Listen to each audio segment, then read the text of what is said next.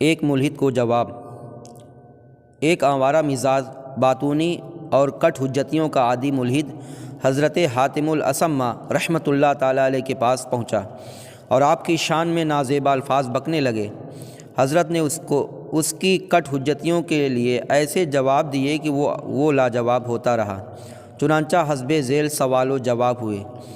ملحد: تم مفت خور ہو اور آدمیوں کا مال کھاتے ہو۔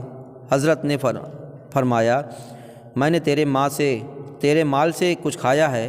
ملحد نے کہا، نہیں۔ تو حضرت نے، تو پھر تم آدمی نہ ہوئے۔ ملحد نے پھر سوال کیا، تم حجت کرتے ہو؟ حضرت نے فرمایا، خدا تعالیٰ بھی قیامت کے روز بندے سے حجت کرے گا، یعنی سوال جواب کرے گا۔ ملحد: یہ سب باتیں ہیں۔ حضرت نے فرمایا، خدا تعالیٰ باتیں ہی بھیجی ہیں۔ تیری ماں تیرے باپ پر بات ہی کی وجہ سے حلال ہوئی، یعنی قبول کیا، تب نکاح قبول کیا تو حلال ہوئی۔ ملحد: تو کیا تمہاری روزی آسمان سے آتی ہے؟ کیا تمہاری روزی آسمان پر سے آتی ہے؟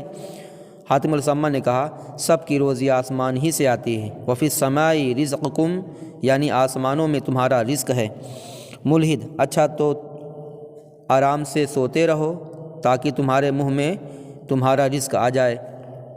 پھر اللہ والے نے جواب دیا، 2 سال تک میں گہوارے میں سویا، یعنی بچہ تھا، اور روزی میرے منہ میں آتی رہی، یعنی دودھ میں پیتا رہا۔